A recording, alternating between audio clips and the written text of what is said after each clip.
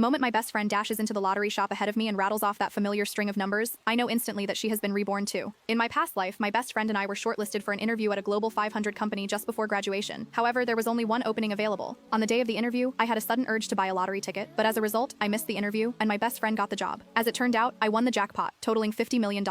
After graduation, I lived a carefree life, lounging at home and living off the interest. Meanwhile, after entering the company, my best friend was paid little and got bullied every single day. Eventually, she vented her anger on me and shoved me off a rooftop. I died from the fall instantly. After my death, my boyfriend covered for her, twisting the story to claim that I'd gone mad from idling too long and jumped on my own. The two of them fed on my misfortune, becoming influencers with millions of fans and raking in fortune. When I open my eyes again, I am reborn to the very day I bought that lottery ticket. Boss, I'd like to buy a lottery ticket. My best friend Shayla Lane ran past me and dashed into the lottery shop. When she breathlessly shouted out that string of numbers I knew by heart, I instantly knew she had been reborn too. After she got her hands on that lottery ticket, Shayla spun around and shot me a triumphant look. Sorry, Bella, but this lottery ticket is mine. Bella Knight, didn't seem to care. I wasn't planning on getting one anyway. It was obvious Shayla didn't believe what I said. She let out an icy snort and placed the lottery ticket into her bag. Impossible. It was because of this lottery ticket that She trailed off suddenly. I knew exactly what she wanted to say. Shayla shot me a smug look. I won't be attending the company's interview. Since you like to work this much, I shall give you the spot. I nodded. In that case, I would hand over the luck of winning $50 million to her. Without hesitation, I spun on my heels and hopped on the bus to attend the interview at the company. At night, I returned to the dormitory to see my boyfriend Aaron Sharp, with his arm draped casually around Shayla's shoulders. In my previous life, I was blind to the very end, only realizing when I died that the two of them had hooked up. When they saw me return, neither of them panicked. Instead, their expressions were openly taunting. Aaron shot me a look of disgust as he declared, Bella, the person I truly love is Shay. I only dated you because your family had 2 shabby apartments. But now, things are different. Shay has just won $50 million